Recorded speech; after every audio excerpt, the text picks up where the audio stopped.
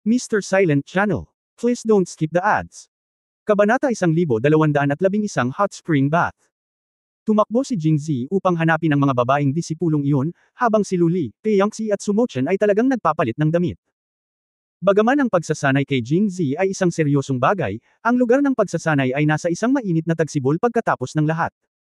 Pagkatapos magsanay, hugasan nila ang kanilang sarili ng magkasama. Matapos tumakbo sa labas ng maraming araw, para sa mga kababaihan na mahilig sa kalinisan, kinakailangan talaga hinugasan. Hindi nila masyadong inisip ito nang hindi nila narinig ang tungkol sa mga hot spring noon. Ngayong alam na nilang may mainit na bukal dito, hindi na sila makapaghintay na tumakbo papasok at magbabad dito para mabasa ang lahat ng maruming pawi sa kanilang katawan bagamat hindi naman ito masyadong madumi. Si Luli lang at silang tatlo. Nang sila ay nag-iimpake ng kanilang mga damit, sina Liu Jinghong, Merong Shi at Qiu Chen ay nagsabi ng ilang salita, at silang tatlo ay nagsimulang mag-impake din. Nang iangat ni Peyangxi ang kanyang ulo, nakita niya ito at nagtanong, "Ikalimang kapatid, ano ang ginagawa mo?" Si Liu Jinghong ay hindi man lang tuwid at sumagot, "Maghanap ng ilang mga damit, pupunta ako sa mainit na tagsibol kasama mo mamaya." Ibinuka ni Peyangxi ang kanyang bibig, ngunit walang salitang lumabas. Direktang sinabi ni Luli, "Magsasanay tayo, hindi magbabad sa mga hot spring." Hindi yun ang parehong bagay. Huwag magbabad sa mainit na bukal pagkatapos ng pagsasanay. Huwag magbabad sa mainit na bukal bago mag-practice. O hindi ka rin magbabad sa mainit na bukal habang nagsasanay. Ang mga salita ni Liu Jinghong ay hindi nakapagsalita kay Luli. Ngumiti si Sumochen at nagsabi, "Ikalimang kapatid na babae, kung gusto mong magbabad sa mga hot spring, maaari kang maghintay hanggang sa matapos ang aming pagsasanay. Ang tagal mo nang tumatakbo, para magkaroon ka ng mahimbing na tulog sa bahay. Kapag nakapagpahinga ka na, halos mag-practice ka na kapag tapos ka na, maaari kang lumangoy." Tama si Mo Chen. Agad namang sumang-ayon sina Luli at Peyangxi. Kung tutusin, ayaw nilang pumunta sa mga hot spring ang mga babaeng disipulo dahil natatakot silang marinig nila ang kanilang mga tinig ng kahihiyan. Even Liu Jinghong and the others didn't want them to hear it. Maging sina Luli, Peyangxi at Sumochen, hindi ba nila nais na magsanay ng hiwalay bago? Nang maglaon, pumayag silang magsanay ng magkasama dahil wala silang pagpipilian kundi tanggapin ang ibang tao, kahit na malapit na sila kay Liu Jinghong. Si Liu Jinghong, gayunpaman, ay walang pakialam na sinabi, "Ate, ito ang unang pagkakataon mong magsanay ng Kung Fu kasama si Zier. Wala kang alam. Marami kaming karanasan kumpara sa iyo. Masasabi namin sa iyo pagdating ng panahon." "Hindi." Sabay na sabi ni Sumo Chen at Peyangxi. "Hayaan mong sabihin sa amin ni Zier pagdating ng oras. Niloloko mo ba ako?" Ito ay sapat na nakakahiya para sa tatlong tao na gawin ang ganoong bagay kay Jingzi. Kung mayroong tatlong iba pang mga kababaihan na nanonood ng teatro na nakatayo sa tabi nila, gaano ito nasisira? Nang makitang hindi sila sumang-ayon, muling sinabi ni Liu Jinghong, "Hindi ba sinabi lang ni Zier na mayroong dalawang mainit na bukal? Dahil ayaw mong sundan ka namin, maaari kang pumunta sa isa at maaari kaming pumunta sa isa." Sa katunayan, ang lahat ng mga kababaihan ay naroon ng mahabang panahon. Hindi na nila nakita si Jingzi, at gusto rin nilang manatiling mag-isa kasama si Jingzi saglit, ngunit alam din nila na malaking bagay na ngayon ang pagsasanay sa martial arts, at sa lakas ni Jingzi, hindi nila alam kung gaano katagal ang pagsasanay na ito. Kaya ang pinakamahusay na paraan ay panatilihin ang mga ito sa malapit. Kung may libreng oras si Jingzi, siguro sila. May pagkakataon pa. Sa totoo lang, ayaw pumayag ni Luli at ng iba pa sa proposal ni Liu Jinghong, dahil pakiramdam nila siguradong gagawin ni Liu Jinghong hindi lang kasing simple ng paliligo sa tabi nila. Ngunit kapag sinabi ng mga tao na nais lamang nilang maligo, wala silang dahilan upang tumanggi, kaya maaari lamang silang sumang-ayon.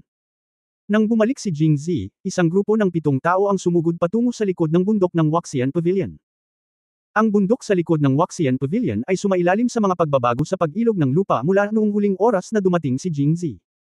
Halos Abril ngayon, at mayroong isang masiglang kapaligiran ng tagsibol sa lahat ng dako sa bundok. Pagtingin ko pa lang ay masaya na ako. After a while, the 7 people arrived outside the hot spring door. Sa pag-iisip ng kapana-panabik na eksena na malapit nang mangyari, isang bahagi ng katawan ni Jingzi na naging tahimik sa loob ng mahabang panahon ay naging hindi mapigilan na nasa sabik. Nanguna si Jingzi at papasok na sana sa hot spring, ngunit sinunggaban siya ni Luli. "Ano ang problema, panganay na kapatid na babae?" Curious na tanong ni Jingzi. "Pumunta tayo sa maliit na hot spring." "Oo, ayos lang." Sa katunayan, ang maliit na hot spring ay hindi masyadong maliit.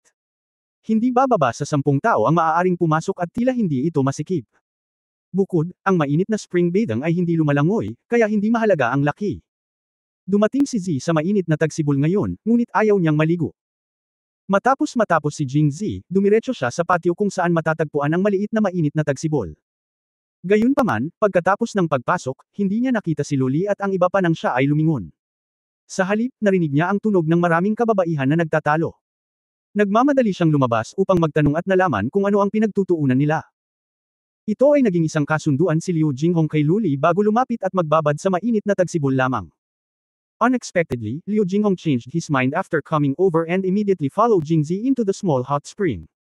Bakit hindi mo tuparin ang iyong mga salita? Galit na tanong ni Luli. Si Liu Jinghong ay hindi nakaramdam ng anumang pagkakasala, at sinabi kong pumunta ako dito para magbabad sa mainit na bukal, ngunit hindi ko sinabing nasa malaking bukal iyon. Ang malaking mainit na bukal na iyon ay ginagamit ng mga disipulo sa Waxian Pavilion. Nagbababad sila doon araw-araw para magsanay. Sino ang nakakaalam kung ano ang kanilang ginagawa? Hindi ito malinis, kaya ayaw kong pumunta doon ng isang kapatid na babae, kung hindi niya gustong pumunta doon. Magsanay. Gusto talaga ni Luli na malinis. Iyon ang dahilan kung bakit hinawakan niya si Jingzi at hiniling na lumapit siya. Sa katunayan, naramdaman ko na ang maliit na mainit na tagsibol na ito ay ginagamit lamang ni Muchinren, at pagkatapos ng lahat, si Muchinren din ang kanilang kapatid na babae at mapagkakatiwalaan. Ngunit ayaw niyang pumunta sa malaking hot spring. Nakikita ito, sinabi ni Jingzi, ang maliit na mainit na tagsibol na ito ay sinasabing maliit, ngunit talagang hindi ito maliit. Ito ay higit pa sa sapat para sa 7 sa amin na pumasok at magbabad. Tingnan mo, sinabi ni Zier. Bago pa makapag-react si Luli, diretsyong pumasok si Liu Jinghong. Mukhang iiyak na si Luli nang walang luha. Lumapit si Jingzi at hinikayat, ate, hindi mo kailangang mahiya. Marami pa itong mangyayari sa hinaharap. Tumahimik ka. Umirap si Luli. Sinulyapan niya si Jingzi at saka pumasok. Nagkibit-balikat si Jingzi at hindi nag-isip ng anuman. Walang magawa ang panganay na kapatid na babae sa ikalimang kapatid na babae. Ano ang mali sa pagbibigay sa kanya ng ilang mga salita? Napakatalino din ni Liu Jinghong. Matapos ipasok muna ang maliit na mainit na tagsibol, tinanggal niya ang kanyang mga damit at direktang pinasok ang mainit na tagsibol. In this way, Luli couldn't drive her away even if he wanted to. Wow, ang tubig sa mainit na tagsibol na ito ay sobrang init. Tumingin sa kanya si Luli na parang tulala. Matatawag bang hot spring kung hindi mainit ang tubig sa hot spring? Ngunit sa oras na ito, alam niya na walang silbi na sabihin ang anumang bagay. Si Liu Jinghong ay hinubad na hubad at pumasok sa tubig. Hindi na niya kayang hilahin siya pataas, tama ba? At ayaw niyang pumunta sa malaking mainit na tagsibol sa tabi ng pintuan. Pagkatapos ng lahat, kumpara sa mga babaeng alagad, nadama ni Luli na mas mahusay si Liu Jinghong. Bagaman siya ay makapal na balat na tulad ni Jingzi ngayon, siya pa rin ang kanyang kapatid na babae. Umiling-iling siya at naisip na mas mahusay na hayaan ang kalikasan na kumuha ng kurso. Nagpasya siyang magsanay kasama si Jingzi. Kailangan niyang maranasan ang ganitong uri ng eksena mas maaga o huli. Kabanata 1212 Emperor Nurturing Peel. Pagkatapos ng isang labanan, bagamat gumawa si Jingzi ng isang pambihirang tagumpay, hindi pa rin siya tumawid sa kaharian ng master, at ganoon din para kay Luli. Maliban sa 2 tao na kailangang manatili, sina Merongshi at Qiu Chenchen, ang natitirang 5 tao, ang isa ay ang Pick Master, 3 ang ika-6 na level na Pick, at ang isa ay ang ika-6 na antas ng mid-level. Mukhang napakalakas nila, ngunit hindi pa rin sapat ang pagharap sa pinuno ng Qingyang at King Jin, 2 eksperto sa tuktok ng Grandmasters. Sa partikular, hindi nila alam kung may iba pang pang-6 na antas na mga master sa ilalim ni na King Jin at Master Qingyang, at kung gaano karaming mga master ang mayroon, na nagbigay ng anino sa landas ng paghihiganti ni Jingzi. Habang nakababad sa mainit na bukal, ang iilan sa kanila ay walang sinabi, pinapanood ang pagtaas ng singaw, lahat ay nag-iisip tungkol sa kanilang sariling mga iniisip. Sa pagkakataong ito, biglang nagsalita si Merongshi, na kanina patahimik, na may bahagyang pamumula sa mukha, halatang medyo nahihiya. MS Sir. Naaalala mo pa ba? Kung paano mo narating ang kaharian ng Grandmaster? Talagang naaalala ko ito. Sinabi ni Jingzi, salamat kay Zier at ang pil na ipinasa mula sa mga ninuno ni Zier. Nang marinig ito, lalong namula ang mukha ni Merongshi. Sa katunayan, ang kakayahan ni Jingzi na makalusot at maging Grandmaster ay medyo nakakagulat. Kahit si Jingzi mismo ay maaaring hindi alam kung ano ang kanyang kinain, ngunit alam na alam ito ni Merongshi, ngunit nahihiya siyang sabihin ito. Dahil ang bata sa kanyang tiyan ay ipinanganak dahil sa mahiwagang tableta si Emperor Yu Dan, hindi niya ito binanggit kay Jingzi, dahil palagi niyang nararamdaman na siya ay nagsabi ng puting kasinungalingan. Kung mailantad niya ito, ayaw ko nang banggitin muli, ngunit ngayon. Mr. Sir, actually, nagsinungaling ako sa iyo. Sa sandaling lumabas ang mga salitang ito, hindi lamang si Jingzi ang nagulat, ngunit ang iba pang mga babae ay sobrang na-curious din at agad na nagtakip ng kanilang mga tenga. Napakalakas pa rin ang hilig ng mga babae sa chismis. Zir, bakit ka nagsinungaling sa akin? Curious na tanong ni Jingzi. Sir, alam mo ba ang araw na ipinaglihi siya? Tanong ni Merongshi, hinuhubaran ang kanyang nakaumbok na tiyan. Saglit na natigilan si Jingzi, at pagkatapos ay tumango kaagad, syempre alam ko. Minsan na itong ginawa ni Jingzi kay Merongshi, at mapapahamak siya kung hindi niya malalaman. Sa totoo lang. Ang dahilan kung bakit ako nabuntis ng mga oras na iyon ay dahil ang gamot na ininom ko ay ang Emperor Nurturing Pill na natatangi sa aming pamilyang Yoyaw. Emperor Nurturing Pill. Hindi lang si Jingzi, bulalas din ng ibang babae. Kaya, sinabi ni Merongshi ang pinagmula ng Emperor's Education Pill, at pagkatapos ay bamulong, mahal na mahal ko ang asawa ko noong panahong iyon, at nag-aalala ako na hindi ko na makikita ang asawa ko pagkabalik sa Yoyaw, kaya gusto kong magkaroon ng anak para sa kanya. Naririnig ito, huminga si Jingzi ng isang buntong hininga. Dahil sa kanyang opinyon, ang ganitong uri ng panlilinlang ay wala sa lahat. Ito ay maaaring ituring bilang isang puting kasinungalingan sa karamihan. Kung ikukumpara sa biglaang kasinungalingan na, hindi sa iyo ang batang ito, hindi ito mas mabuti. Ngumiti si Jingzi at ikanaway ang kanyang kamay at sinabing, Zir, sa totoo lang dapat sinabi mo sa akin ng direkta sa simula. Paano ako hindi papayag? Nang makita na hindi nagagalit si Jingzi, agad na tumango si Merongshi ng masunurin at matino, na may hitsura ng kagalakan sa kanyang mukha. Pagkatapos ay sinabi niya, ang Emperor Nurturing Pill na ito ay nasa aming maharlikang pamilya ng Yoyaw, para lamang alagaan ang susunod na henerasyon. Hindi ako naglakas loob na sabihin sa aking asawa sa simula, kaya may sinabi ako tungkol sa kung paano pagbutihin ang aking mga kasanayan. Sa katunayan, naisip ko na ito ang sinasadyang sinabi ni Chu Xia. Nang maglaon ay narinig kong sinabi niya na ang Emperor Educating Pill ay talagang makapagpapaunlad ng mga kasanayan ng mga tao. Sa puntong ito, tumayo si Merongshi, kinuha ang kanyang damit saglit, pagkatapos ay naglabas ng isang maliit na bote at sinabing, lumabas ka na ngayon. May dala rin akong Emperor Nurturing Pill. Bakit hindi ko hayaan ang aking panganay na kapatid na babae na inumin ito, at pagkatapos ay subukan ng aking asawa na magsanay sa kanya? Wala namang sinabi si Jingzi matapos marinig ito, ngunit tiningnan ito. Luli. Sa katunayan, iniisip pa rin ni Jingzi. Una, ito ay upang mapagbuti ang kanyang mga kasanayan. Kung tutusin, may mga aral na natutunan mula sa nakaraan. Kapag ang isang babaeng tulad ni Merongshi na hindi marunong martial arts ay uminom ng Emperor's Education Pill, makakatulong ito kay Jingzi na maabot ang estado ng isang master. Nasa ika-6 na antas ng peak na ngayon si Lee, at maaaring magkaroon talaga ito ng mga mahimalang epekto. Nang sabihin ito ni Merongshi, muling nabuhay ang ibang babae na orihinal na medyo nabigo. Kaya't sinubukan nilang lahat na iwaksi ang mga ito, sister, subukan mo lang. Bahagyang nag-alinlangan si Luli, at tumanggi, kayong dalawa ay nasa ika-6 na antas narurok din ngayon, at ikaw ay nasa parehong antas sa akin. Sa katunayan, kinakain mo ito ang epekto ng Emperor's Education Pill ay kapareho ng sa akin. Kinailangan ni Luli na magpumiglas. Ang dahilan kung bakit siya pumayag na magsanay kasama si Jingzi noon, at ito ay nasa kakaibang paraan pa rin, ay upang mapabuti ang kanyang kaharian, ngunit ngayon ay wala na talagang pagbabago. Paano kung mangyari ulit ito? Ang pinakamahalagang bagay ay mayroon silang tatlo ngayon, at mayroon siyang hindi bababa sa dalawang kasama. Ngayon lahat ay nakatingin sa kanya at sa kanyang sarili, hindi. Nagkatinginan sina Pei Yangxi at Sumochan, at pagkatapos ay sinabi muna ni Pei Yangxi, ate, bagamat tayo na ngayon. Nasa iisang kaharian mo kami, ngunit kung tutusin, kakapasok pa lang namin sa antas na ito, at mahirap gumawa ng isang pambihirang tagumpay sa maikling panahon. Ngunit iba ito para sa panganay na kapatid na babae. Naabot mo na ang ika-6 na antas ng tuktok, at isang hakbang na lang ang layo mula sa pagsasanay ngayon, isang hakbang na lang ang layo mo. Agad ding sumagot si Sumochan, oo, kapatid, kahit na ang Emperor Education Pill na ito ay maaaring magkaroon ng mga mahimalang epekto, maaaring hindi ito tunay na makalusot sa Panginoon, at hindi pa rin alam ang pagpasok sa Great Consummation, kaya't ang pinakahihintay namin ay ang isang tao ay maaaring maging ito. Grandmaster, maaari akong lumaban kasama ng aking asawa. At ang taong iyon ay maaari lamang maging panganay na kapatid na babae. Luli was picked up by Pei Yangxi and Sumochan. Parang wala siyang choice kundi tumanggi, at medyo malungkot ang mukha niya. Si Qiu Chen at ang iba ay tumatango pa rin ang kanilang mga ulo. Sister, kailangan ko pa ring umasa sa iyo. Saglit na natahimik si Luli, at pagkatapos ay bamulong, kung inumin ko itong huwang-huwang pill. Hindi ba? Ako ay magiging katulad ni. Napakababa ng boses ni Luli, at nag-alinlangan siya ng magsalita. Bueno, ang lahat ay medyo nalilito noong una, ngunit pagkatapos makita ang kanyang mga mata sa wakas ay nakatutok sa tiyan ni Merongshi, bigla silang naunawaan. Lumalabas na ang inaalala ni Luli ay kung magtagumpay ba siya pagkatapos uminom ng Emperor's Pill at mag-practice kasama si Jingzi, ngunit pagkatapos magsanay, ang kanyang tiyan ay magiging katulad ni Merongshi, at magkakaroon siya ng karagdagang anak. Si Luli at Jingzi ay walang pundasyon sa relasyon. Bagamat nasira na nila ang relasyong iyon, kailangan pa rin nilang magpainit, ngunit paano kung bigla silang magkaanak? Kabanata 1213 Pagsilang ng isang bata.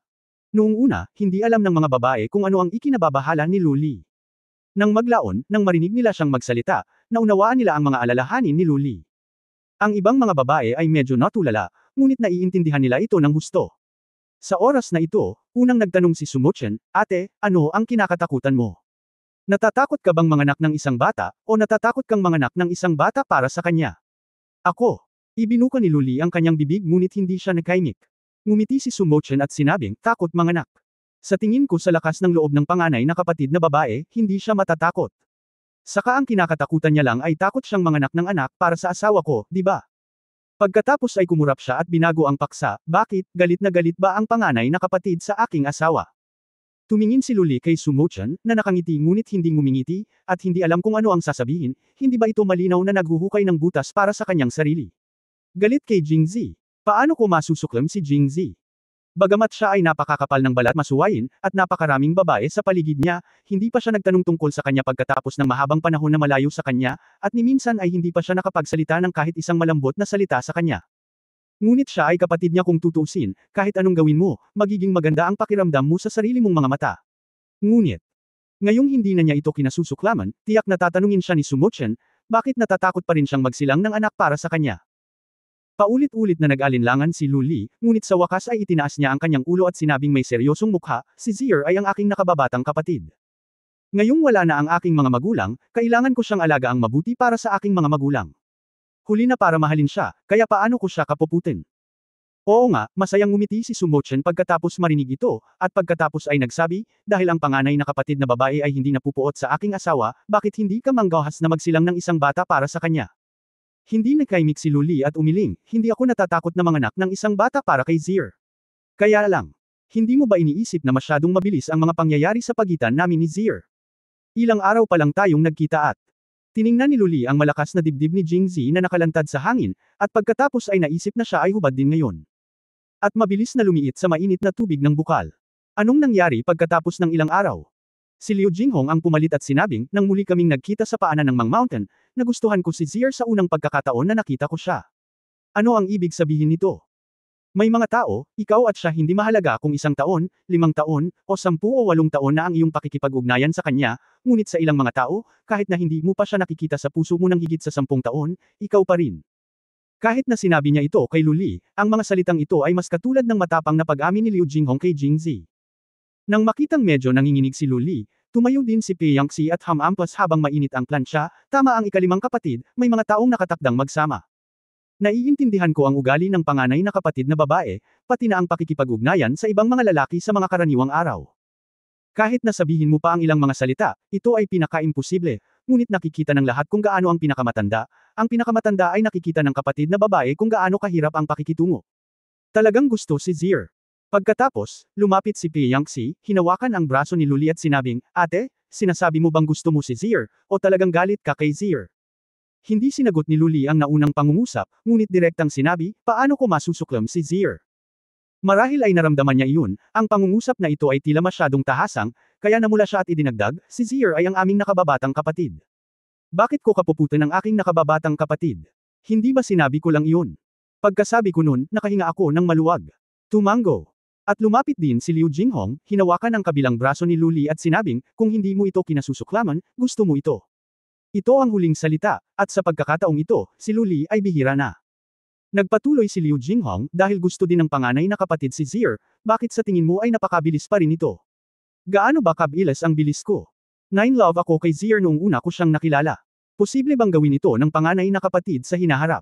Gusto mo pa bang magpakasal sa iba?" Hindi. Sa pagkakataong ito, tiyak na sumagot si Luli, dahil hindi niya naisip ang tungkol dito, o tumanggi na pakasalan ng sinumang lalaki maliban kay Jingzi lalo na ang pakasalan siya. Nahihirapan pa siyang makipag-usap sa ibang lalaki, kaya paano siya mag-aasawa? Matapos marinig ito, nakangiting sinabi ni Sumochen, "Kung gayon, magpakasal na tayo." Gusto ko na naman ang asawa ko, at ngayon ko lang ibinigay ang katawan ko sa asawa ko, paano kung ibigay ko ulit sa asawa ko ngayon? Kung hindi lang mababa ang level ko sa panganay na kapatid na babae, gusto kong ibigay ito sa asawa ko ngayon. Ano? Tumanggaw din sina Pei Yangxi, Liu Jinghong at ang dalawa pang babae bilang pagsang-ayon. Sa oras na ito, itinaas ni Luli ang kanyang ulo at sumulyap sa kanila, pagkatapos ay palihim na sumulyap kay Jingzi, at mahinahong sinabi, hindi naman sa tumanggi akong gawin itong muli. Ngunit itong Emperor Nurturing Peel ay haantong sa pagbubuntis. Sa pagkakataong ito, sinabi ni Luli upang sabihin ang totoo, kahit na talagang may relasyon siya kay Jingzi, hindi niya mararamdaman na masyadong maaga ito dahil sa kanyang pagsasanay. Gayunpaman, kung siya ay nabuntis at nanganak ng isang bata ng direkta, pakiramdam niya ay masyadong maaga. Nang marinig ang kadahilanang ito, ngumiti si Merong Shi, ate, ano ang punto? Sa edad, maaaring ako ang panganay, ngunit sa aspeto ng seniority, ikaw ang karapat-dapat na panganay na kapatid na babae. Ito ay isang magandang panahon para sa panganay na kapatid na babae na buntis ngayon, at ang mga anak ng ibang kapatid na babae ay kailangang ayusin. Sa likod ng panganay na kapatid na babae. Oo, nag-iisip si Zier. Agad namang sumang-ayon ang ibang mga babae. Matapos marinig ito, medyo kinilig na si Luli. Pagkatapos ay tumingin siya kay Jingzi at nakita si Jingzi na nakangiti at tumatango sa kanya. Halika sa harap. Nang makita ito, sina Pei Yangxi at Liu Jinghong ay sinasadyang bumitaw sa mga braso ni Luli, at pagkatapos ay tumabi. Magiliw na niyakap ni Jingzi si Luli, inilapit ang bibig sa tainga nito at sinabing, ate, magkakaroon na tayong dalawa ng sarili nating mga anak sooner or later. Makikipagtulungan ako sa panganay na kapatid na babae para alagaang mabuti ang mga anak natin at panuurin siyang isinilang, pinanood siyang lumaki, pinapanood siyang maglaro. Well, lalong naging emosyonal si Luli habang nakikinig, ang kanyang ulo ay nakadikit ng mahigpit sa dibdib ni Jingzi, at ang kanyang katawan ay unti-unting yamakap sa mga bisig ni Jingzi.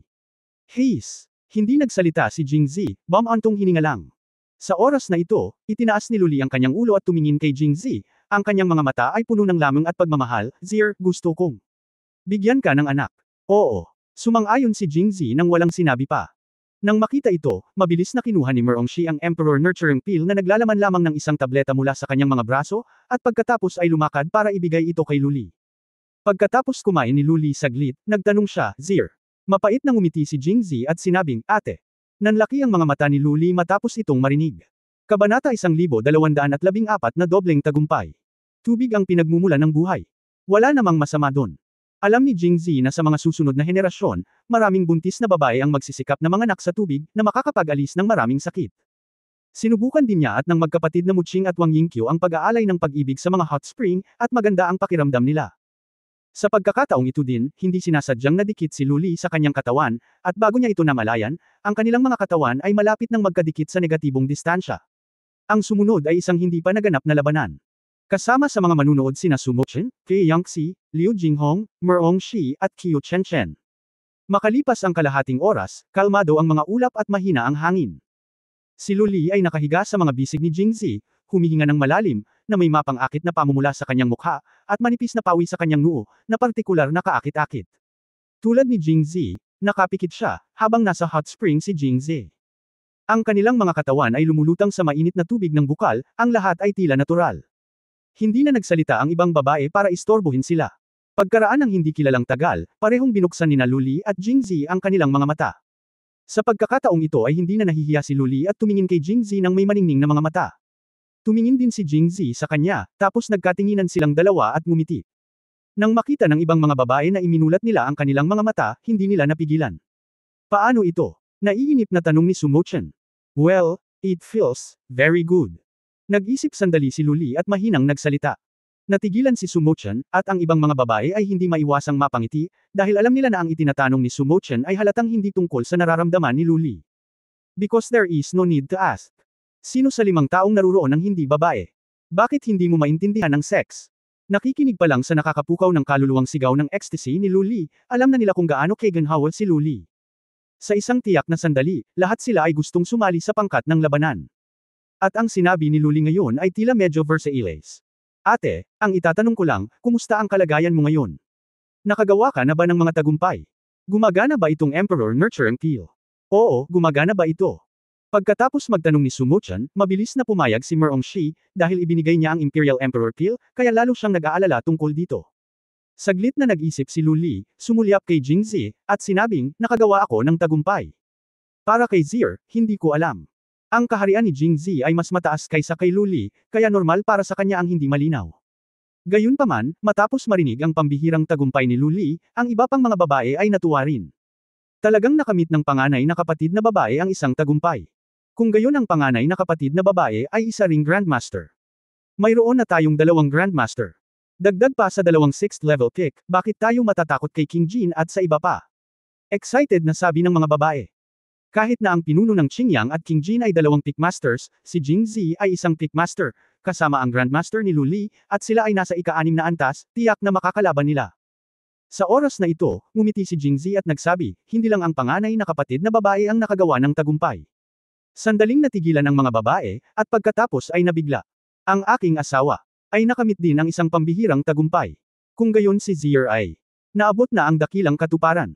Bago ang digmaan, si Jingzi ay nasa tuktok na ng antas ng kanyang Panginoon.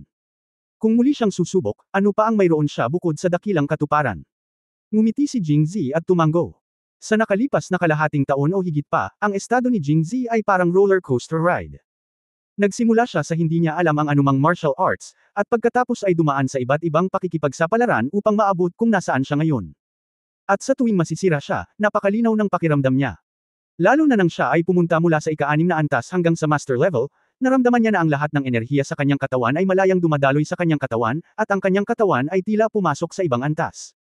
Ngunit ngayon, ito ay isang hakbang pa. Nang ipikit niya ang kanyang mga mata ay naramdaman niya ang paligid. Ang kaunting galaw ng isip niya, kung ano man ang iniisip niya, ay magagamit niya. Ito ay maaaring isang manifestasyon ng Dzogchen. Ito ay napakahusay na katuparan.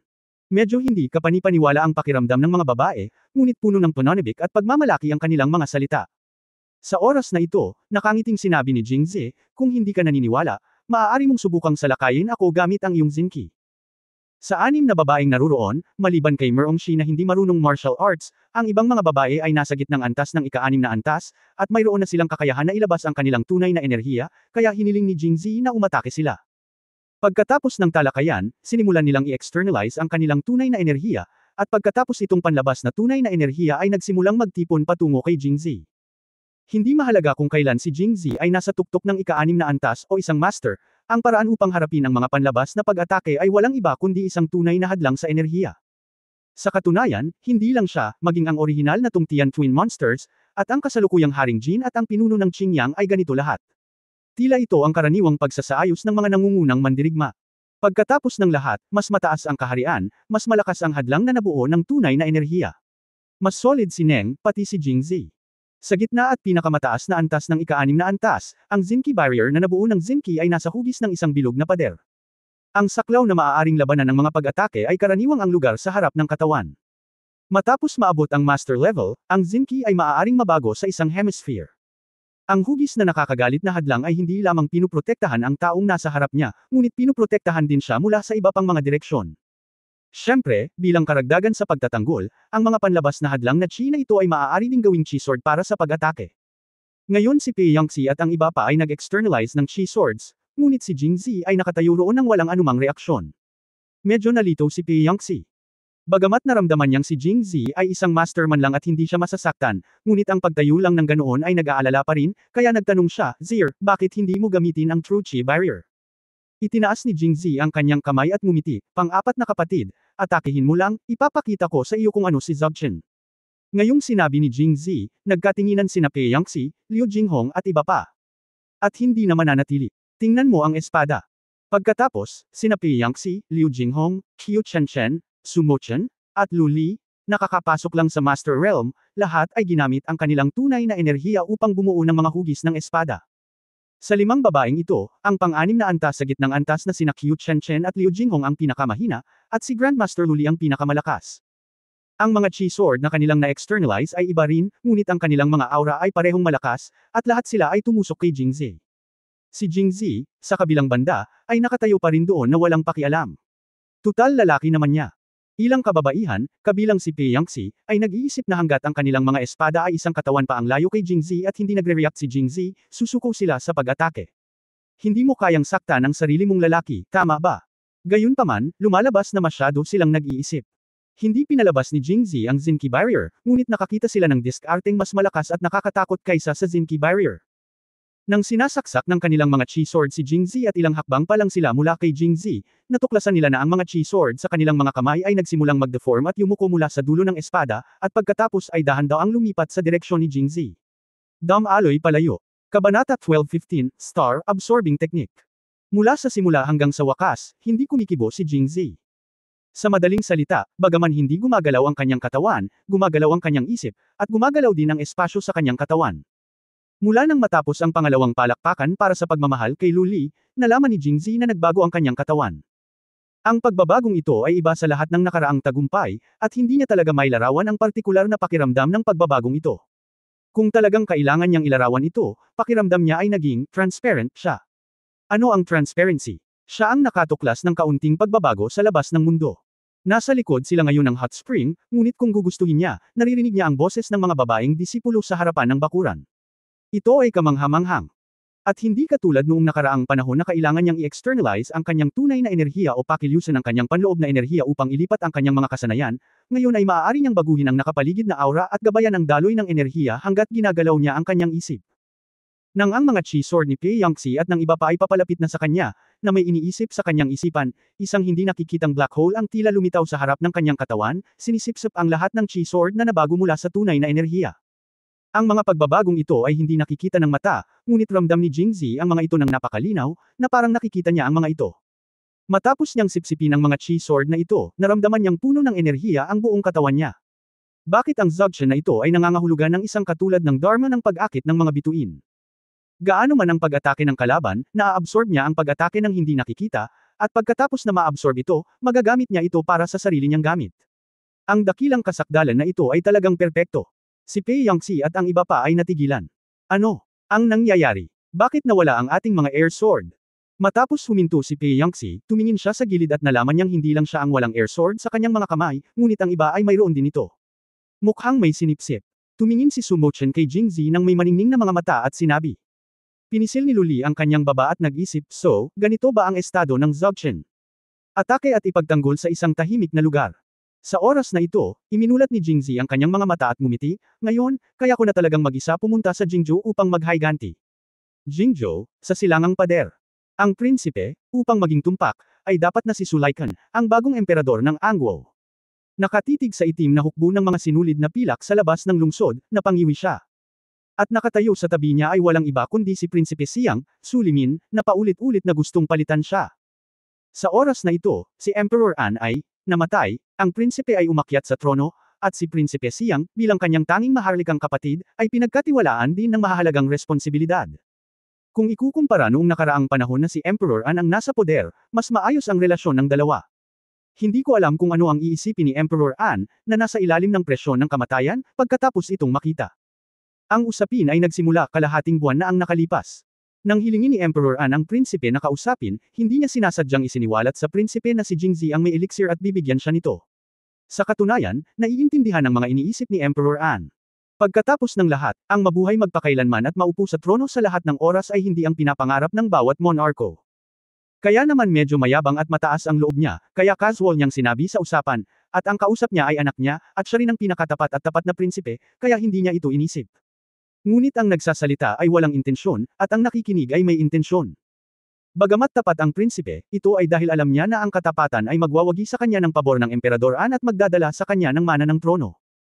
Ngunit nang malaman niya na si Emperor An ay mabubuhay magpakailanman, at si Emperor An ay malamang nauupo pa rin sa trono pagkatapos ng kanyang kamatayan, ang prinsipe ay lubos na nataranta at nagalit.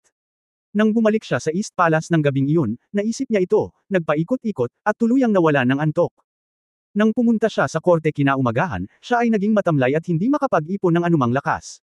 Sa wakas, pagkatapos ng 2 araw na pag-aalinlangan, nagpa siya ang prinsipe. Pagkatapos ng isa pang korte sa umaga, nang umalis ang lahat sa palasyo, ang prinsipe ay tumawag sa nag-iisang Haring Siyang at inanyayahan siya sa East Palace bilang panauhin. Nagulat din si Haring Siyang sa mga oras na iyon, dahil ang lantad at patagang pag-aaway sa pagitan niya at ng prinsipe ay nagaganap sa loob ng maraming taon. Maaaring kumilos silang dalawa at nagsabi ng ilang salita sa korte sa harap ni Emperor An, ngunit sa sandaling umalis sila sa korte, silang dalawa ay walang komunikasyon. Ngunit ngayon ay hindi lamang siya pinigilan ng prinsipe, ngunit binalak din siyang imbitahan sa East Palace bilang isang panauhin. Hindi alam ni Haring Siyang kung anong uri ng gamot ang ibinebenta sa lang na ito. Siyempre, hindi siya makatanggi, kaya pumunta siya. Sa daan, hindi nakipag-usap ang prinsipe kay Haring Siyang. Pagdating sa East Palace, pinaalis ng prinsipe ang lahat ng mga katulong. Nagulat ito kay Haring Siyang at naisip niyang may gagawin siya sa kanya, hanggang sa nakita niya si Lian na sumusunod sa kanya. Ang panauhin ng prinsipe, si Feng Lianruo, ay pinaalis din ng prinsipe. Noon lamang gamaan ang pakiramdam ni Haring Siyang, at natitiyak din niyang ang prinsipe ay talagang may isang bagay na napakapribado na sasabihin sa kanya. Matapos umatras ang lahat ng mga katulong, nakaramdam pa rin ng kaunting pagkabalisa ang prinsipe. Lumabas siya para tingnan ng 2 beses pa at tiniyak na walang tao sa paligid ng silid bago sinabi kay Prince Siang ang tungkol sa elixir. Gaya ng inaasahan ng prinsipe, ang ekspresyon ni Prince Siang pagkatapos marinig ang elixir ay katulad ng dati. Sa katunayan, ito ay naiintindihan. Ang dahilan kung bakit magkaaway noon si Haring Siyang at ang Crown Prince ay dahil hinanggad ni Haring Siyang ang posisyon ng Crown Prince. Kung tutusin, ang Crown Prince ang una sa linya ng paghalili sa trono. 100 taon pagkatapos ni Emperor An, ang Crown Prince ang unang magtagumpay, at si Prinsipe Siang ay walang pagkakataon. Napakaraming taon nang nakikipaglaban si Haring Siyang, dahil lang sa gusto niyang makipag-away sa prinsipe dahil dito. Pero ngayon, si Emperor An ay may elixir, mabubuhay ba siya ng 100 taon? 200 taong gulang? 300 taong gulang? O higit pa? Anyway, nahuhulaan ni Haring Siyang na kahit patay na silang lahat, si Emperor An ay tiyak na uupo pa rin sa trono, kaya bakit siya makikipagtalo sa prinsipe? Ano ang silbi ng pakikipaglaban para dito? Unti-unting naging malungkot ang ekspresyon ni Haring Siyang. Matapos mag-isip ng mahabang panahon, itinaas niya ang kanyang ulo at tinanong ang prinsipe kung ano ang kanyang iniisip. Pagkatapos ng ilang talakayan, sa wakas ay nagkasundo ang dalawa, iyon ay, patayin muna ang kanilang ama na si Emperor An at maupo sa trono, at pagkatapos ay patayin si Jingzi at kunin ang elixir. Para sa prinsipe, gusto niya ang trono, at gusto rin niya ang immortal kill. Ngunit para kay Haring Siyang, wala siyang mapapala kung hindi niya papatayin si Emperor An, kaya si Emperor An ay mamamatay kahit anong mangyari. Para sa hinaharap na pakikibaka para sa trono. Kung hindi patay si Emperor An, ano pa ang kanyang ipaglalaban? At saka, kung talagang makukuha mo ang elixir, ano ang ibig sabihin ng trono? Mabilis na nag-usap ng countermeasure ang 2 taong magkasabay. Sa ibabaw, ang 2 tao ay nanatiling kalmado at patuloy na pumunta sa korte. Sa korte, pareho sila ng dati, nag-aaway kung kailan dapat mag-away, walang pakialam kung dapat walang pakialam, at pribado. Gayunpaman, nakipag-ugnayan silang dalawa kina Haring Jin at Nanchi ayon sa pagkakasunod-sunod at nakipagkasundo sa kanila. Upang makapagpadala ng tropa si Southern Qi, nangako ang prinsipe na hanggat nagpadala ng tropa ang Southern Qi sa Jingzhou, aayusin niyang lumabas si Emperor An. Sinamantala ng hukbo ng Southern Qi ang pagkakataon na patayin si Emperor An. Matapos magtagumpay ang prinsipe sa trono at maging emperador, agad niyang ibibigay si Jiangling kay Nanchi, at pagkatapos ay umatras ang Southern Qi ng mga tropa nito. Kabanata 1216 na Long Time No See. Ang parehong pangako ay ibinigay din kay Haring Jin.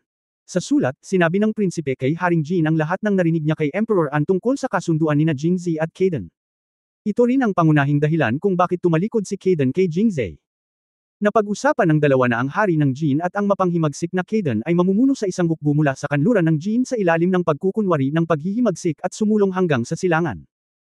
Ang hari ng Jin ay dapat na mabagal na magmarcha sa simula, dahil hinihikayat ng prinsipe si Emperor An na magsulat ng isang liham upang gabayan si Jingzi mula sa Jiangling ay pumunta sa Ross House si Emperor An noong panahong iyon ay hindi naisip na ang kanyang anak ay naisip na kung paano siya papatayin. Dapat patayin ng hari ng Jin si Jingzi sa Ross House, at pagkatapos ay kunin ang elixir mula sa kamay ni Jingzi. Sa oras na iyon, igagawad ng prinsipe ang hari ng Jin bilang isang namamanang basalyo, at permanenteng ibibigay sina Jingzi at Ross House sa hari ng Jin. Siyempre, hindi sinabi ng prinsipe kay Haring Jin ang tungkol sa bisa ng elixir sa kamay ni Jingzi. At ang lahat ng ito ay naging maayos. Ang Southern Qi ay sumalakay. Sa ilalim ng panghihikayat ng prinsipe, si Emperor An at ang tagapagtanggol na si Yu Sheng ay nagpunta sa isang ekspedisyon, kasama ang prinsipe na sinamahan siya. Nang maglaon, ang Panginoong tagapagtanggol ay sinaksak hanggang mamatay sa labanan. Bagamat si Emperor An ay nataman ng palasyo, ngunit hindi nito nasaktan ang mga vitals. Hanggat ginagawa mo ito ng maayos, walang magiging problema. Hanggang sa namatay si Emperor An ay napagtanto niya na ang prinsipe na nag-aalaga sa kanya ay nagdadalawang isip. Bago siya makabalik sa Jingzhou, pinatay siya ng prinsipe sa karwahe. Nang bumalik siya sa Jingzhou, nagsinungaling siya na si Emperor An ay malubhang nasugatan. Namatay siya dahil sa kanyang mga pinsala, at pagkatapos ay nagtagumpay sa trono bilang isang bagay ng kurso. Ang lahat ng ito ay naayon sa plano ng prinsipe at prinsipe Siang, at silang dalawa ay biglang nagbago. Ang isa ay naging bagong emperador ng Angguo, at ang isa ay na-canonized bilang permanenteng prinsipe. Ayon sa nakaraang talakayan, kapag napatay si Emperor An at nagtagumpay si Sulaikan sa trono, magkukusa si Nanchi na bawiin ang mga tropa nito. Sa oras na iyon, ibibigay ni Sulaikan si Jiangling kay Nanchi. Ngunit ngayon ang Southern Qingxi Army ay nasa labas pa rin ng Jingzhou City, na labis na ikinagulat ni Sulaikan, kaya tumingin siya kay Haring Siyang at nagtanong, may tinanong ka ba? Para saan sila nandito? Nakinig si Haring Siyang, umiling siya sa parehong solemna na ekspresyon. Bumalik sa kamahalan, nagtanong ako. Ang ikatlong prinsipe ng Southern Qi ay nagsabi lamang na sila ay nakikipaglaban sa loob ng maraming araw at ang Yanxiu Army ay naubos na, kaya kailangan nilang magpahinga dito ng ilang araw bago gumawa ng mga plano. Natigilan si Sulaikan matapos itong marinig. Naubos. Pahinga. Nasa iisang lugar pa rin. Sino ang maniniwala sa ganitong uri ng kalokohan? Lumalabas na ayon sa naunang kasunduan sa pagitan ng Nanchi at Sulaikan, hanggat namatay si Emperor An sa labanan, si Sulaikan ay magpapadala muli ng mga tropa pagkatapos niyang magtagumpay sa trono.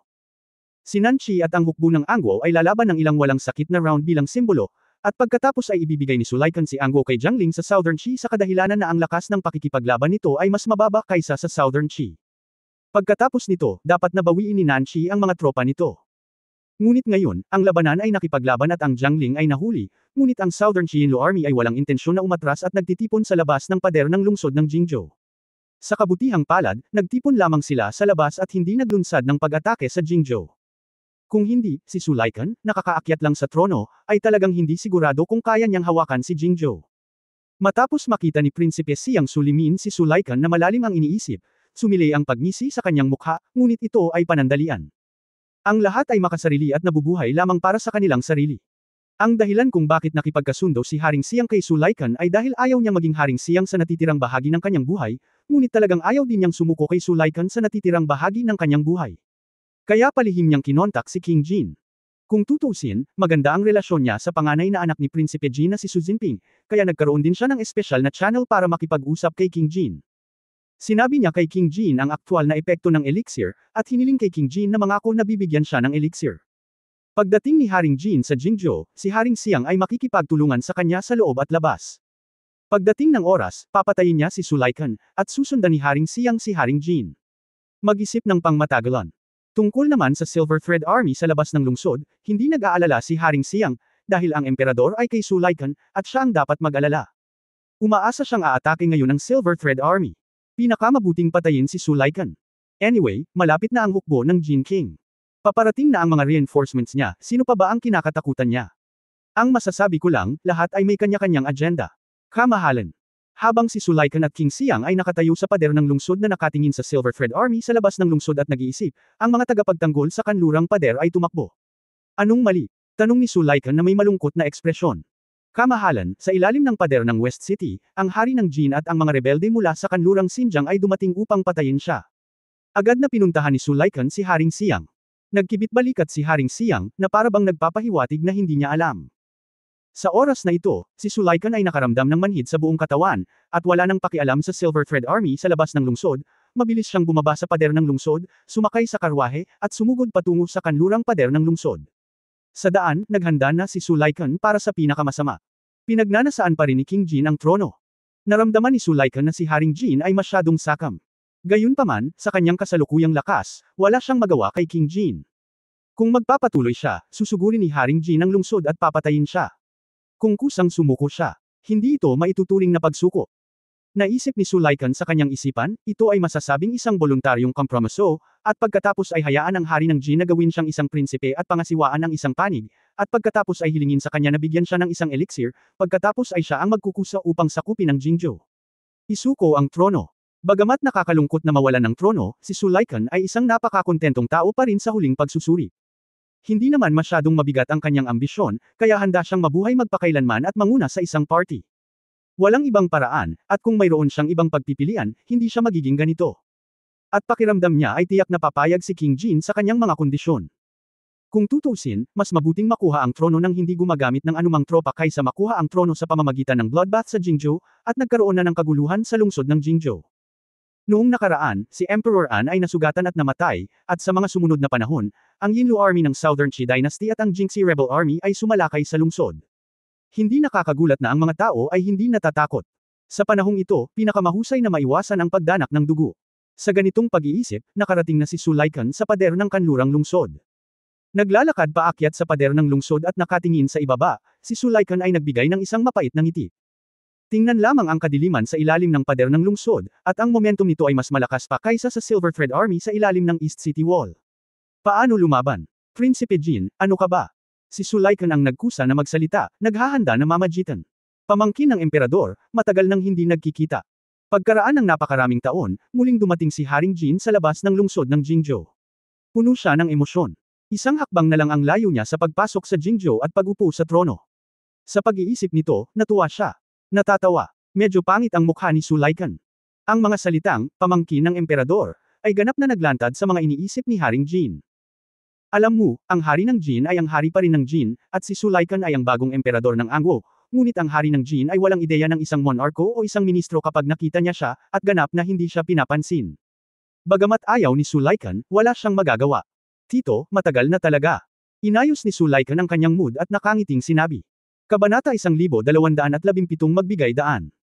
Dahil napakaraming sundalo ang nakamasid pataas at pababa sa pader ng lungsod, naramdaman ni Sulaikan na mahirap magsalita, kaya't muli niyang sinabi kay Haring Jin, Tito, maaari mo ba akong kausapin ng mag-isa tungkol sa isang bagay? Lumiwanag ang mga mata ni King Jin, at saka siyang umiti, okay. Pagkatapos, tumalon si Haring Jin mula sa kanyang kabayo at lumipad hanggang sa pader ng lungsod kasama ang maraming sundalo sa pader ng lungsod na natulala. Para bang nahaharap sa isang mabigat na kaaway, lahat ng mga sundalo ay mabilis na naglabas ng kanilang mga espada upang protektahan si Sulaikan. Nang makita ito, ngumiti si Sulaikan at naisip, 2 beses na lumipad si Haring Jin. Kung gusto niyang pumatay ng tao, sino ang makakapigil sa kanya? Pagkatapos ay ikinaway niya ang kanyang kamay at sinabing, hiniling ko sa emperador na pumunta rito. Hindi mo kailangang magpanik. Kaya hiniling ni Sulaikan sa mga sundalo na umatras at gumawa ng paraan para sa isang bukas na espasyo, at pagkatapos ay lumakad kasama si Haring Jin. Tito Emperor, nahuli na ba si Jingzi? Si Sulaikan ay nag-aalala pa rin tungkol sa isyong ito. Kung tutusin, sa pamamagitan lang ng pagkuha kay Jingzi makukuha ang elixir at silang dalawa ay may bargaining chips. Umiling si King Jin at sinabing, hindi. Ngunit agad niyang idinagdag, nakilala ko siya sa labas ng Ross House City at binugbog siya ng seryoso, ngunit nagmamadali pa rin akong makarating dito. At hindi ko siya hinabol. Pinagalitan ni Sulaikan si Haring Jin sa kanyang puso, iniisip, nataman ka ba sa ulo ng isang asno? Dahil nasaktan mo siya, bakit hindi na lang humingi ng elixir? Hayaan mo siya. Bakit ka nagmamadaling pumunta sa Jingzhou? Gusto mo man talagang agawin ang trono ko, 1 o 2 araw ka pa ba? Siyempre, si Sulaikan ay naglakas loob lamang na isipin ito sa kanyang puso, ngunit sinabi, Tito, dahil nasaktan mo siya, dapat mong agawin ang elixir mula sa kanya. Maghintay hanggang siya ay masugitan at itago ito, at pagkatapos ay gusto mo siyang mahuli. Ang hirap talaga. Sinulyapan siya ni Haring Jin at Nishan, hindi ba't nasa Jingzhou ang lahat ng babae niya? 2 lang sa kanila ang makukuha ko at naglakas loob siyang itago. Pagkatapos ng ilang pakikipag-ugnayan kay Jingzi, si King Jin ay malinaw na si Jingzi ay isang napaka-emosyonal na tao, at ang kanyang babae ay kanyang katapat. Hanggat nahuli niya ang kanyang babae, hindi siya mag-aalala tungkol sa paghihintay sa kanya. Matapos marinig ito, ang bibig ni Sulaikan ay umawang sa panghahamak, baka hindi alam ng emperador na wala sa mga babae ni Jingzi ang nasa Jingzhou ngayon. Ano? Gaya ng inaasahan, natigilan si Haring Jin matapos itong marinig, at pagkatapos ay nagtanong kaagad, nasaan si Sumochen?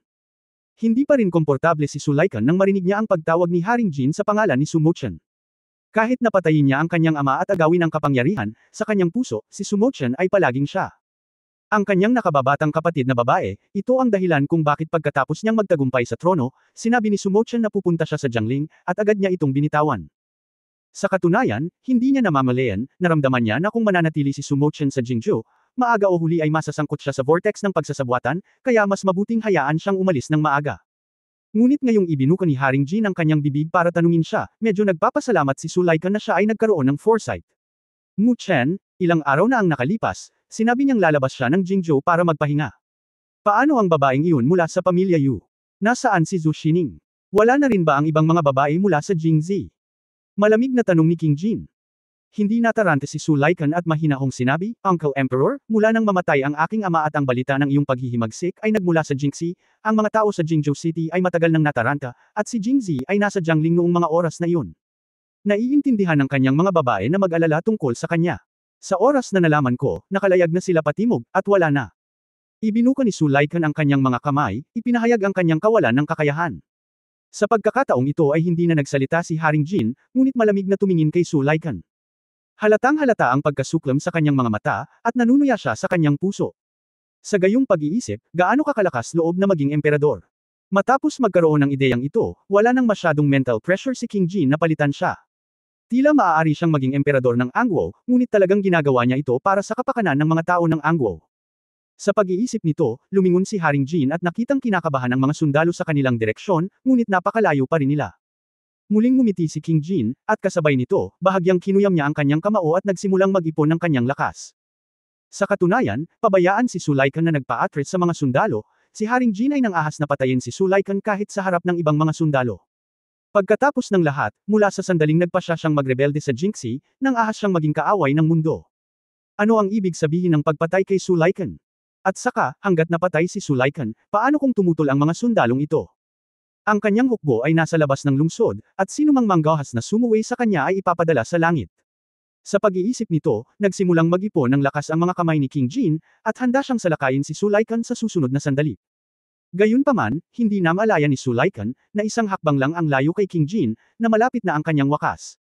Uncle Emperor, paano kung ibibigay ko sa iyo ang trono?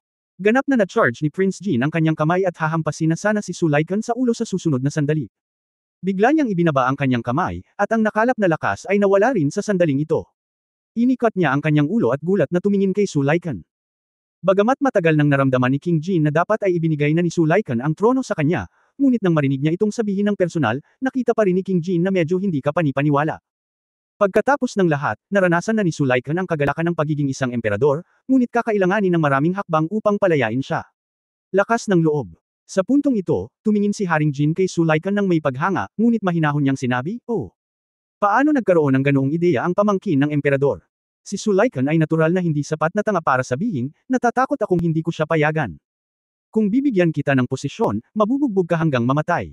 Kung tutuusin, sa level nila, kailangan pa nilang magkaroon ng kaunting mukha. Uncle Emperor, bagamat ilang araw pa lang akong nakaupo sa trono, ramdam na ramdam ko ang pressure. At kilala ko rin ang sarili ko.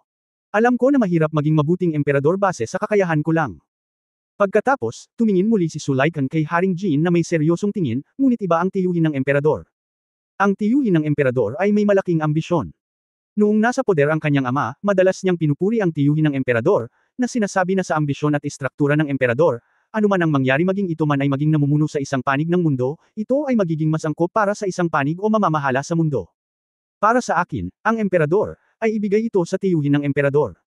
Kung hindi ito ibibigay ni Sulaikan, kukunin niya ito para sa kanyang sarili. Kung hindi nagyayabang si Sulaikan, magyayabang siya.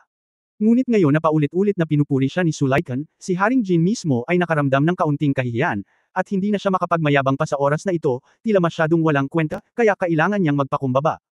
Ang pamangkin ng emperador ay labis na pinupuri. Ginagawa ko lang ang aking makakaya sa aking pang-araw-araw na buhay. Hindi ito kasing ganda ng pamangkin ng emperador. At kaya ko ring pamunuan ng mundo. Hindi ko magagarantiya kung ito ay mabuti o masama. Sa huli, hindi ko pa rin masisiguro. Kailangan nating hayaan ang mga tao na magkomento. Pagkatapos magyabang, inibon ni Haring Jin ang usapan at sinabing, ngunit kung ipipilit ng pamangkin ng emperador na ako ang maging emperador, wala akong magagawa kundi sundin siya. Kabanata 12:18, Fiefdom, Southern Qi. Pagkatapos ng lahat, si Haring Jin ay naghahangad ng trono. At ang pangarap na ito ay tumagal ng higit sa 30 taon. Ngayon, determinado siyang manalo sa trono. Hindi alintana kung ibigay ito ni Sulaikan o hindi, ang trono ay kanya. Siyempre, ngayong handang magpahiram ng bulaklak si Sulaikan kay Buddha, natural na masaya si King Jin.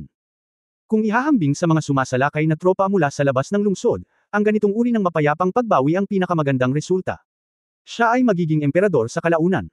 Gaano man siya karahas at hindi mahuhulaan noong siya ay nasa Jinxi at gaano man siya kalupit at kalupit sa mga tao, ito ay para lamang ihanda siya na maging emperador sa hinaharap. Pagkatapos ng tunay na pagiging emperador, kailangan din niyang panatilihin ang relasyon sa mga tao. Kung tutuusin, ang mga tao ang ugat ng bansa. Kaya kung titingnan ito sa ganitong paraan, ang mapayapang pagbawi ay ang pinakamahusay. Una, hindi gaanong maaapektuhan ng digmaan ang Jingzhou, at hindi bababa ang antas ng ekonomiya. Pangalawa, maayos naman itong tanggapin ng taong bayan. Kung ang mga kaguluhan ay nagiging sanhi ng paghihiwalay ng mga asawa ng mga tao at pagkawasak ng kanilang mga pamilya, sino ang handang ibalik ang pabor kung gayon? Suportahan siya.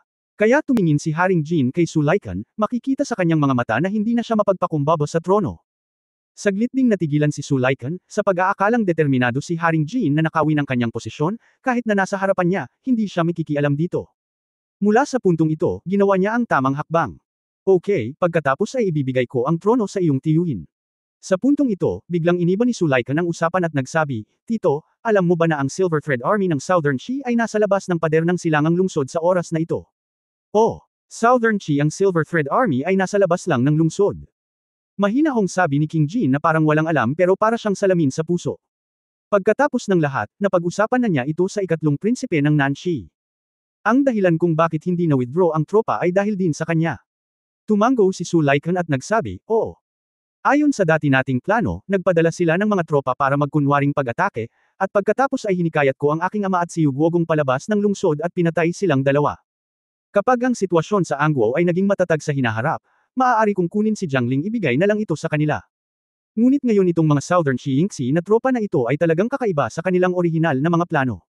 Nakapwesto sa labas ng lungsod nang walang anumang aksyon.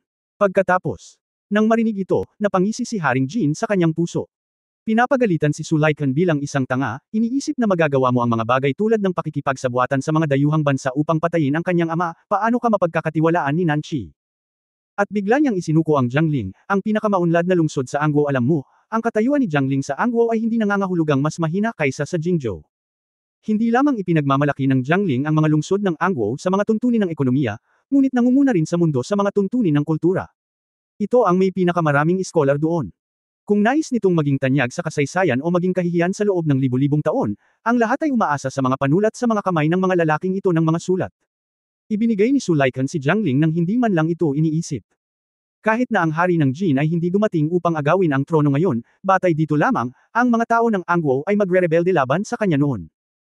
Kaya lalo pang minamaliit ng hari ng Jin si Sulaikan, at pagkatapos niyang maging emperador, tiyak na hindi niya pipiliin na isuko ang Jiangling o iba pang lungsod. Panaginip. Kapag naluklak si Haring Jin, hindi mawawalan ng lungsod si Angguo. Kung payag si Nanxi o hindi, iyon ang kanilang negosyo. Kung payag siya, kalimutan mo na. Kung hindi siya, lumaban ka na lang hanggang payag siya. Ang dahilan kung bakit hindi umalis ang Southern Qiyinlui Army ay dahil nakipag-usap si Haring Jin sa ikatlong prinsipe ng Southern Qi ng pribado, na hinihiling sa kanya na manatili at tulungan siyang matagumpay na manalo sa trono, at pagkatapos ay bigyan siya ng ilang elixir pills. Gayunpaman, lahat ito ay panlilin lang ni Haring Jin.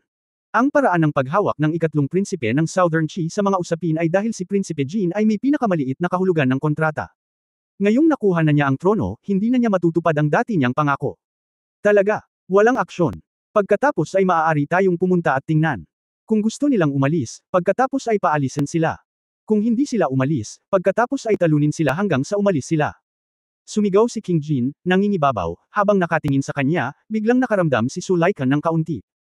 Siya ay naging emperador sa loob ng ilang araw, ngunit hindi siya naging kasing dominante ni Haring Jin. Sa kabaligtaran, si Haring Jin, bago pa man siya umakyat sa trono, ay napuno ng isang mabangis na dominanteng saloobin ng isang emperador.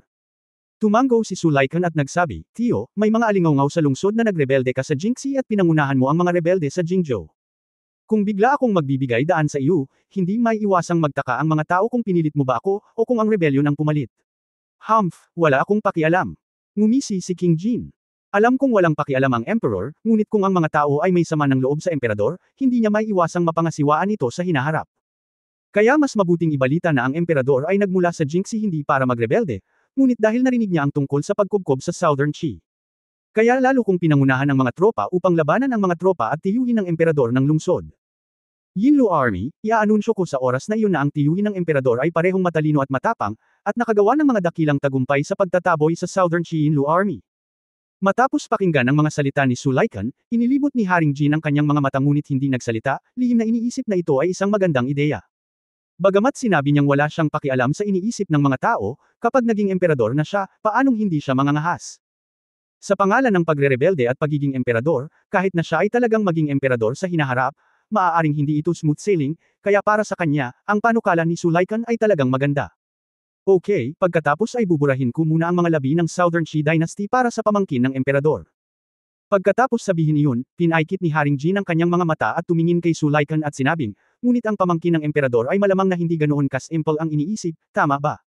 Sa puntong ito, tumigil sa pagsasalita si Sulaikan.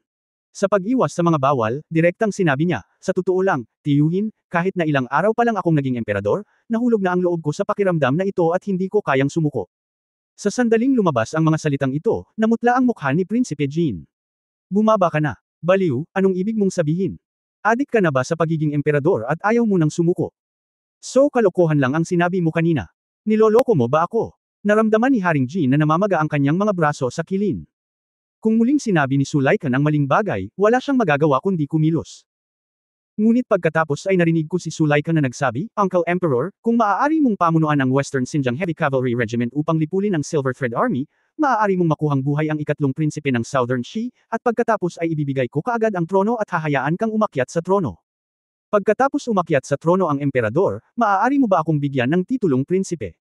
Kung tungkol sa fiefdom, ito ay Nanchi. Nang marinig ito, nanlaki ang mga mata ni King Jin. Good guy, tinawag siyang good guy ni King Jin. Hindi mahirap i-canonize ang isang prinsipe, at kahit na si Sulaikan mismo ay hindi banggitin ito, gagawin ito ni Haring Jin. Pagkatapos ng lahat, si Sulaikan ay ang prinsipe ng nakaraang dinastiya at naging emperador sa loob ng ilang araw, kaya kinailangan siyang ayusin ng hari ng Jin upang masiyahan ang mga tao. Ngunit ang fiefdom ay Nanchi. Medyo masyadong sexy ito. Ang malinaw na kahulugan ng mga salitang ito ay sirain ang Nanchi at direktang dalhin si Nanchi sa Angwo.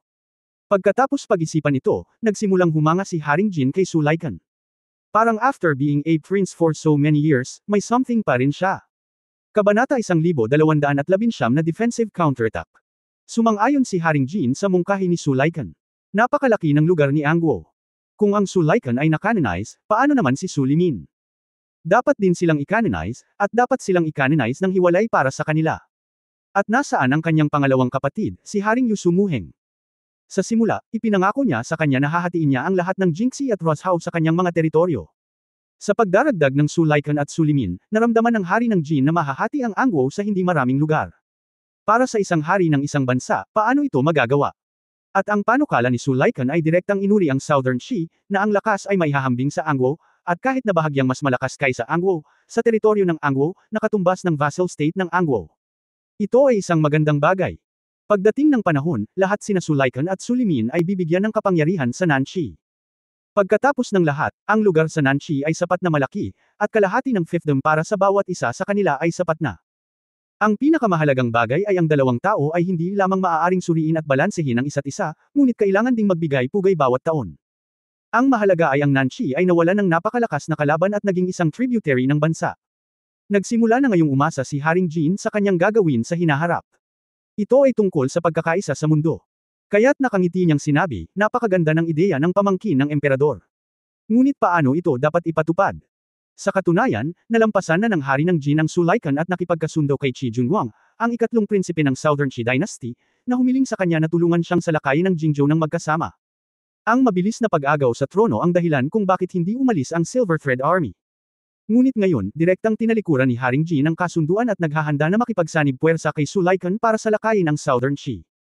Nagtataka ako kung sasabak si Qi Junhuang at pag-alitan ng kanyang ina kapag nalaman niya ito. Uncle Emperor, hihilingin ko sa isang tao na buksan ang gate ng lungsod mamaya. Maaari mong pamunuan ang Jingxi Army at ang Zhejiang Heavy Cavalry Regiment sa lungsod, at pagkatapos ay lumabas mula sa silangang gate ng lungsod upang salakayin ang Southern Qi Yinlui Army at mahuli sila ng biglaan. Sinabi ni Sulaikan, sandali lang. Kung ang lahat ng mga tropang Yinxiyo na ito ay matalo at ang ikatlong prinsipe ng Southern Qi ay madakip ng buhay, malalaman ng mga tao ng Jingzhou na ang emperador ang nanguna sa mga tropa upang ipagtanggol ang Jingzhou at protektahan ang Angwo. Kung gayon, natural kung maibibigay ang trono sa emperador. Tumango si Prince Jin nang walang sinasabi, senyales kay Sulaikan na magpatuloy. Kaya't agad na sinabi ni Sulaikan, pagkatapos umakyat sa trono ng iyong tiyuhin, maaari mo akong gawing kanunesa bilang hari ng Southern Qi, at pagkatapos ay kunin ang tatlong prinsipe ng Southern Qi upang pamunuan ang Western Xinjiang Heavy Cavalry Regiment upang sakupin ang Southern Qi at makuha ang Southern Qi. Okay. Nakinig na si King Jin. Paulit-ulit na tumango.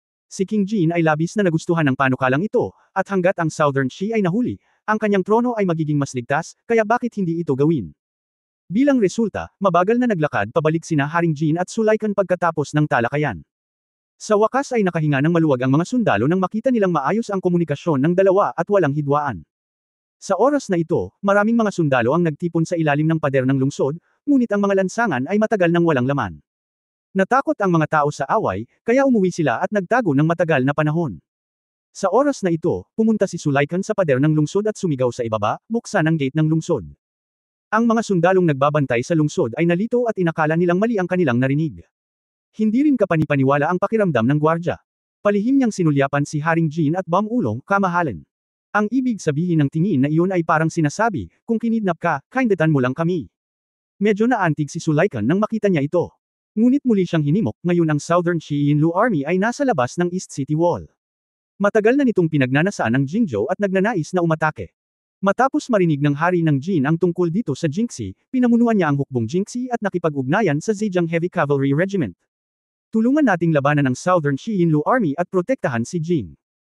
Nang makitang walang malasakit ang mga tagapagtanggol, sinabi ni Sulaikan na may kaunting kawalang kasiyahan, ano pa ang ginagawa mo? Bakit hindi mo buksan ang tarangkahan ng lungsod at hayaan silang pumasok upang salakayin ang Southern Xiinlu Army? Sa pagkakataong ito, ang mga bantay ng lungsod ay natigilan lamang ng ilang segundo, at pagkatapos ay sabay nilang binuksan ang tarangkahan ng lungsod. Ang Jingxi Army at ang Zhejiang Heavy Cavalry Regiment ay pumasok sa Jingzhou City sa pamamagitan ng West City Gate, kasama ang the main city streets are heading towards the East City Wall. Dahil walang pedestrian o mga ngalakal sa mga lansangan ng Jingzhou City, maluwag pa rin ang mga lansangan. Kahit na maraming tropa ang magsama-sama, mabilis pa rin silang makakadaan. Kaya lang, ang bigat ng Zhejiang Heavy Cavalry Regiment ay masyadong malaki, at ang sukat at bilang nito ay napakalaki. Kapag naglalakad sa kalye, ang mga nakapalibot na bahay at pader ay tila nanginginig sa kalsada. Lalong nagpanik ang mga taong nagtatago sa bahay. Sa oras na ito, bamulong si Haring Jin ng ilang salita sa tainga ni Sulaikan. Tumanggaw si Sulaikan at natagpuan ang mga sundalo na nagbabantay sa lungsod. Pagkatapos, sumigaw sa kalsada ang mga sundalong nagbabantay sa lungsod. Ang Southern Qi ay sumalakay, at ang yumaong emperador ay napatay. Ang hari ng Jin ay dumating mula sa Jingxi upang tumulong, at ngayon siya ay lumalaban sa Southern Qi kasama ng kanyang kamahalan. Ang mga salitang ito ay walang alinlangan na nilayon para pakalmayan ng mga tao. Gaya ng inaasahan, pagkatapos ng walang tigil na sigawan, may ilang matatapang na tao ang nagbukas ng pinto. Binuksan niya ang isang crack at pinanood ang nangyayari sa labas. Nang matuklasan nilang walang labanan sa labas at ang lahat ng tropa ay nagmamarcha patungo sa Dangcheng sa maayos na paraan, naniwala ang mga karaniwang tao at sa wakas ay nakahinga ng maluwag. Kasunod nito, parami ang nagbukas ng mga pinto at lumabas, na nagyaya sa mga sundalong papaalis na sana sa lungsod upang labanan ang Southern Xiinlu Army. Pagkatapos ng lahat, ang mga taong ito ay napupuot pa rin sa Southern Xiinlu Army na, pumatay, kay Emperor An, kaya hindi na sila makapaghintay na hayaan ang Southern Xiinlu Army na magbayad para sa kanilang utang sa dugo ngayon. Nang makita ang eksenang ito, tumanggaw si King Jin na may kasiyahan. Makalipas ang isang quarter ng isang oras, nagtipon ang hukbo sa loob ng pader ng silangang lungsod. Sina Haring Jin, Sulaikan, Haring Kaiden ng kanlurang Xinjiang, at Haring Siang Sulimin ay umakyat sa pader ng lungsod kasama ang ulo ng Qingyang. Tumingin si Sulaikan sa labas ng lungsod at itinaas ang kanyang kilay. Ilang araw na ang nakalipas, nasa labas ng lungsod ang Southern Xiinlu Army. Hindi nila sinalakay ang lungsod o umatras. Nanatili sila at nagtayo ng kampo mga kalahating milya ang layo mula sa silangang pader ng lungsod. Ang distansya na ito ay talagang napakahalaga, dahil ito ang pinakamataas na hanay ng mga busog at palaso, kaya nagtayo sila ng kampo doon at hindi natatakot sa mga palihim na pag-atake sa mga pader ng lungsod. Sa ilang sunod-sunod na araw, ang Southern Xiinlu Army ay hindi sumulong o umatras kahit kalahating hakbang. Ngunit ngayon, ang Southern Xiinlu Army ay sabay-sabay na umatras ng 1 milya. Mula sa malayo, makikita na ang ikatlong prinsipe ng Southern Qi, si Qi Junguang, ay nakaupo sa kabayo. Umakyat at tumingin sa pader ng lungsod. Ito. Bahagyang nagulat si Sulaikan, dahil sa pagtingin sa estado ni Qi Junguang, tila hinihintay niyang magsimula sila ng digmaan o sa madaling salita, alam niyang magsisimula sila ng digmaan, at handa siyang lumaban. Nagulat din si King Jin.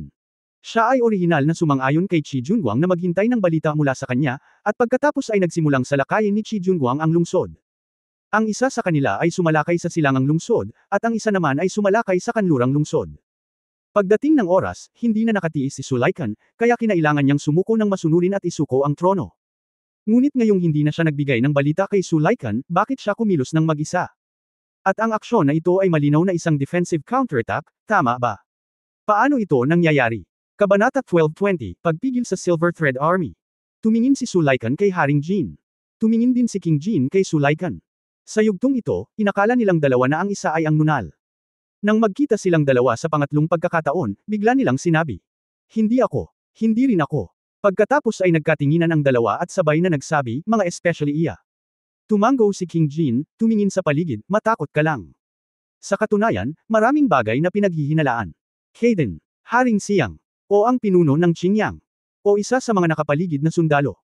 Hindi makasigurado si Haring Jin, at maging si Sulaikan, dahil sa puntong ito, hindi na nila mapagkakatiwalaan ang sinuman, at palagi nilang nararamdaman na ang lahat ay maaaring magdadalawang isip. Pagkaraan ng ilang sandali, ngumiti si Haring Jin at nagsabi, kung titingnan ang poster ni Qi Junhuang, tila hindi siya natatakot sa atin, at pakiramdam niya ay determinado siyang manalo. Oo, mayroon siyang Silver Thread Army, kaya tiwala siya. Sumang-ayon din si Sulaikan. Sa oras na ito, si Kaden, ang hari ng kanlurang Xinjiang, ay sumangot ng malamig, anong uri ng bagay ang Silver Thread Army? Sa harap ng aming mabibigat na regimen ng kabalyero, hindi ito dapat banggitin at madaling masugatan. Hindi mahalaga kung ito ay ang Silver Thread Army ng Southern Qi, ang Western Xinjiang Heavy Cavalry Regiment, o ang Angwo Jinghong Iron Cavalry. Lahat sila ay mga elite na tropa na may mahusay na reputasyon, at ang mga taong ito ay minamalas ang isa't isa.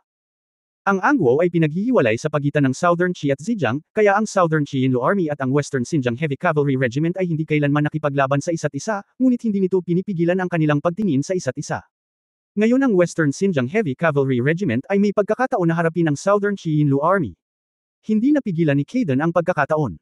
Mukhang naiinip si Haring Kaden. Ang Western Xinjiang Heavy Cavalry Regiment ay naka-standby anumang oras. Okay. Pinalakpakan ni Haring Jin ang kanyang mga kamay at dinobol ang kanyang boses, dahil ang Timog Qi ay lubos na nagtitiwala, kung gayon, ako, ang hari, ang gagawa nito ngayon. Hayaan siyang makita kung ano ang ibig sabihin ng paghampas ng itlog sa isang bato, at kung ano ang ibig sabihin ng labis na pagpapahalaga sa sariling kakayahan. Sinadya niyang sabihin ito sa isang especially iya sa pulutong na nagpapalam sa kanya. Walang pakialam si King Jin kung sino siya, dahil hindi man lang sila pinakawalan ni King Jin. Sa mata. Lumabas tayo at sabay tayong tumingin. Bumukas ang gate ng Jingzhou East City. Si Haring Jin, Sulaikan, Kaden, Haring Siyang at ang pinuno ng Qingyang ay nanguna sa pagsakay palabas ng lungsod, na sinundan ng malapitan ng Zhejiang Heavy Cavalry Regiment. Ang mga tagapagtanggol ng lungsod ng Jingzhou at ang hukbong Jingxi ay nahulog sa likuran. Ang mga ekspresyon ng mga sundalong ito ay ang pinakamapagbigay, na parabang ang digmaan na malapit ng magsimula ay hindi na sila kakailanganin. Ang Silver Thread Army sa kabilang panig ay tila hindi rin idle.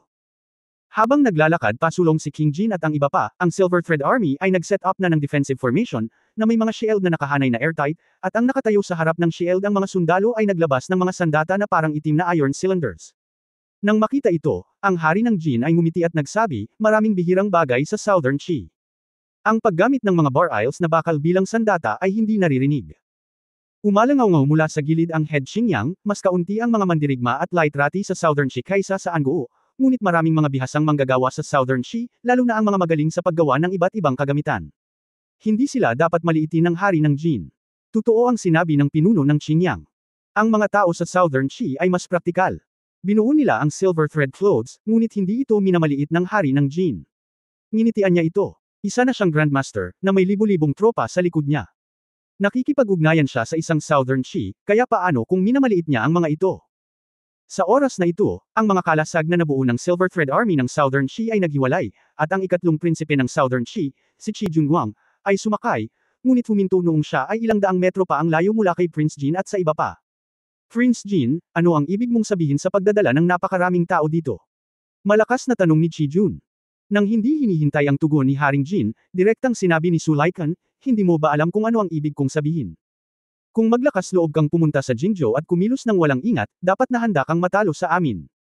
Sinulyapan ni Qi Junhuang si Sulaikan, ang kanyang mga mata ay puno ng paghamak, at hindi na siya nag-abalang magsalita pa sa kanya at muling nagtanong, Prinsipe Jin, hindi ba tayo nagkasundo noon? Nagpaplano ka bang tumanggi sa iyong pangako? Hindi sumagot si Prinsipe Jin, ngunit galit na si Sulaikan. Talagang bigo siya bilang emperador.